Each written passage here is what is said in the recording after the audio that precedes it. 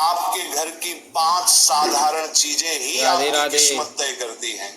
माँ लक्ष्मी ने राधे चेतावनी दी राधे। है, गलती से भी इन्हें दान कर दिया तो घर में आ जाएगी भयंकर गरीबी। बहुत समय पहले प्राचीन भारत के एक छोटे से नगर विशालपुर में एक साधु का आश्रम था। वहां दूर दूर से लोग आकर आध्यात्मिक शिक्षा प्राप्त करते थे। राधे राधे। नगरवासी साधु को आचार्य देव कहते थे, क्योंकि वे केवल भिक्षा लेकर जीवन व्यतीत नहीं करते थे, बल्कि लोगों को सही जीवन जीने की राह भी दिखाते थे। विशालपुर नगर समृद्ध था। लोगों के घर धन, धान्य, गहनों और रत्नों से भरे रहते थे। नगरवासी मानते थे कि ये सब माता लक्ष्मी की कृपा से ही है। नगर के बीचों बीच माता लक्ष्मी का एक भव्य मंदिर था।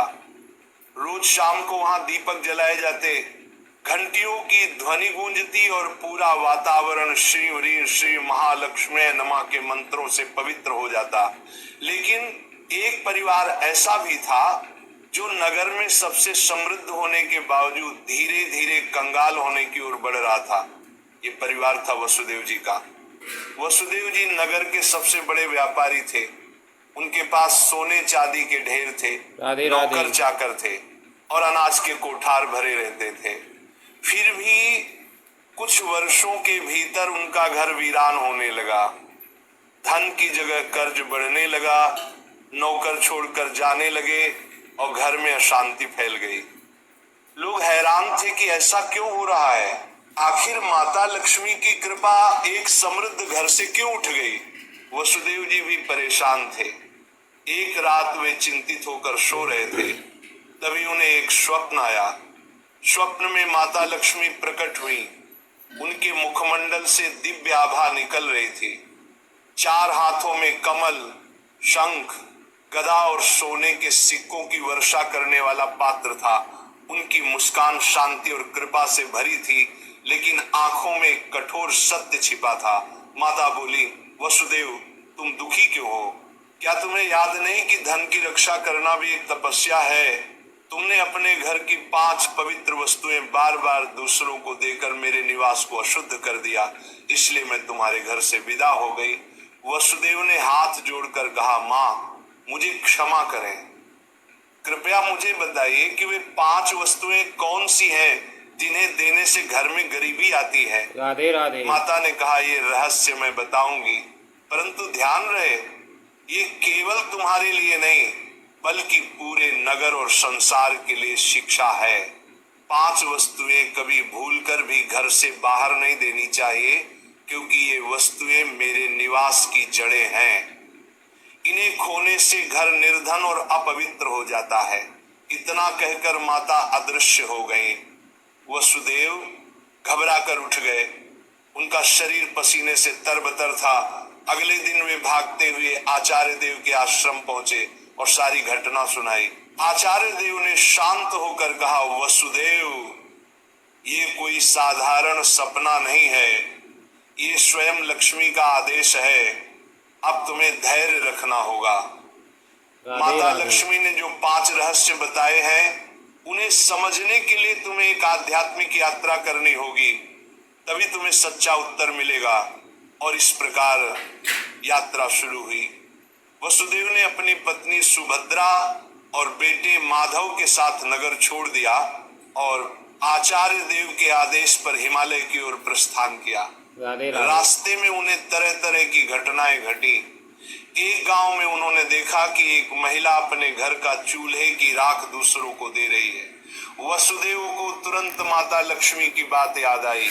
क्या राख की भी उनमें से एक वस्तु है? उन्होंने महिला से पूछा, बहन, तुम ये राख क्यों बांट रही हो? महिला ने कहा, महाराज, लोग मानते हैं कि राख खेत में डालने से फसल अच्छी होती है। वसुदेव ने सोचा, लेकिन ये तो गलती है। चूल्हे की राख घर के भोजन और अग्नि का प्रतीक है। इसे बाहर देने से घर की उन्नति रुक जाती है। यात्रा आगे बढ़ी।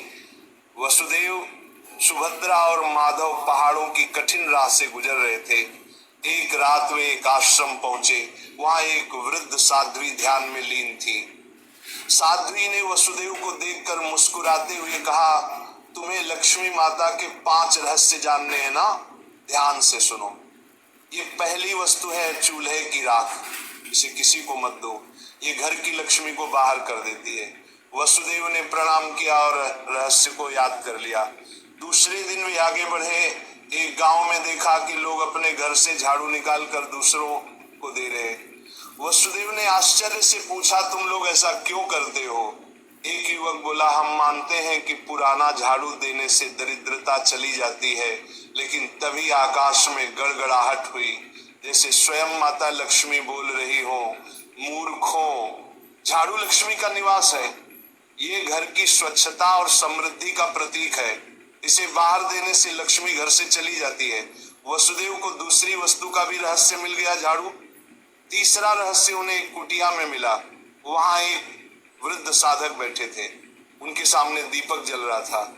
साधक ने कहा, बेटा, घर का जलता हुआ दीपक या उससे जली हुई लौ कभी किसी को मत दो। ये घर की ज्योति और आयु का प्रतीक है। इसे देने से सुख शांति चली जाती है। वसुदेव ने तीसरी वस्तु भी जान ली। आगे चलते चलते वे एक गांव पहुंचे। वहां एक परिवार ने अपने घर का नमक पड़ोसियों को उधार दिया। उसी रात उस परिवार के यहाँ कलह मच गई। साध्वी ने समझाया, नमक रिश्तों की मिठास और स्थिरता का प्रतीक है।